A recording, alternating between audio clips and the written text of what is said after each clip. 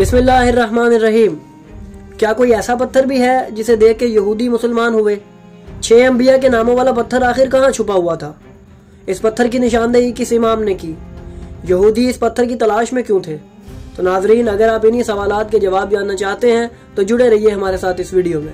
ناظرین، آج سے 1400 سال قبل جب رسول اکرم نے لوگوں کو اسلام جیسی نعمت سے روشناس کروایا تو کافی غیر مسلم جوک در جوک اسلام قبول کرنے لگے۔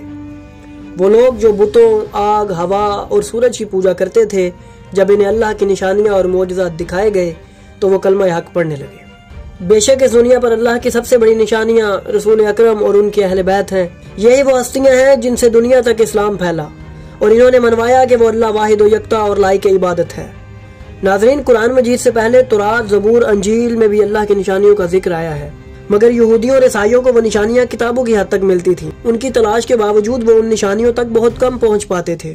ناظرین، ہم تاریخ کی کتب کا مطالعہ کریں تو ہمیں ایک ایسا ہی حیرت انگیز واقعہ ملتا ہے جس میں یہودی ایک پتھر کی تلاش میں تھے۔ جب وہ پتھر ان کو ملا تو وہ مسلمان ہو گئے۔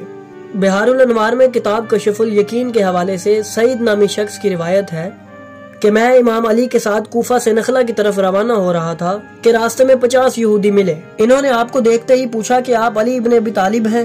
آپ نے فرمایا، ہاں، میں علی ابن ابی طالب ہوں۔ وہ کہنے لگے کہ ہم نے آسمانی کتب میں پڑھ رکھا ہے کہ اس سرزمین میں ایک ایسا پتھر چھپا ہوا ہے جس پر 6 انبیاء کے نام درج ہے۔ بہت تلاش کے باوجود وہ پتھر ہمیں نہیں ملا۔ اگر آپ واجب الاطاعت امام ہیں تو ہمیں وہ پتھر تلاش کر دیں، ہم سب کے سب مسلمان ہو جائیں گے۔ امام علی علیہ السلام نے فرمایا، میرے ساتھ چلو۔ چلتے چلتے ایک صحرا میں پہنچے۔ یہاں ریت کے ٹیلے تھے اور ہر طرف ریت ہی ریت تھی۔ امام ایک ریت کے ٹیلے پر کھڑے ہوئے اور فرمایا، اے ہوا، خدا کے اسم اعظم کے صدقے میں اس چٹان سے ریت کو اڑا لے۔ امام کا اتنا کہنا تھا کہ ہوا کے جھونکے سے ریت چٹان سے اڑ گئی۔ راوی کہتا ہے کہ ہم نے دیکھا ایک پتھریلی چٹان ریت کے نیچے سے نمودار ہوئی۔ امام نے چٹان کی طرف اشارہ کر کے فرمایا کہ تمہیں جس پتھر کی تلاش تھی یہی وہ پتھر ہے۔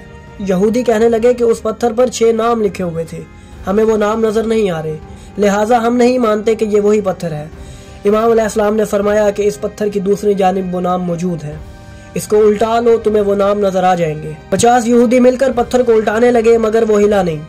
ان یہودیوں نے اور لوگوں کو بلایا اور تقریباً 1000 لوگ مل کر اس پتھر کو الٹانے لگے، مگر وہ پتھر وہیں موجود تھا، ہلا تک نہیں۔ جب امام علیہ السلام نے ان سب کی یہ حالت دیکھی تو فرمایا کہ دور ہٹو، اور امام نے اپنی 2 انگلیوں سے اس چٹان کو پکڑا اور الٹا دیا۔ بس اس چٹان کا الٹنا تھا کہ اس پر 6 نام ظاہر ہوئے۔ اس پر آدم، نوح، ابراہیم، موسیٰ، عیسیٰ اور محمد علیہ السلام کے نام موجود تھے۔ جب انہوں نے نام دیکھے تو دیکھتے ہی وہ کلمہ پڑھنے لگے اور مسلمان ہو گئے۔ ناظرین، محمد و آل محمد ہی وہ ہستیاں ہیں جن کے پاس اللہ کی بنائی گئی ہر شے کا علم موجود ہے، اور یہی وہ ہستیاں ہیں جو لوگوں کو دین حق کی دعوت دیتی رہی ہیں اور اللہ کا صحیح علم لوگوں تک پہنچاتی رہی ہیں۔ انہوں نے اللہ کی نشانیاں دکھا دکھا کے لوگوں کو اللہ منوایا۔ علماء یہود اور امام علی علیہ السلام کے درمیان توحید پر کچھ سوالات کا مکالمہ موجود ہے، وہ ہم آنے والی ویڈیو میں آپ کے سامنے پیش کریں گے۔ تو ناظرین، اگر آپ کو یہ ہماری کاوش اچھی لگی تو ہماری ویڈیو کو لائک کریں اور ہمارے چینل کو سبسکرائب کریں اور بیل آئیکن کو بھی دبا دیں تاکہ آپ کو ہماری آنے والی مزید ویڈیوز ملتی رہیں اور آپ علم سے مستفید ہوتے رہیں۔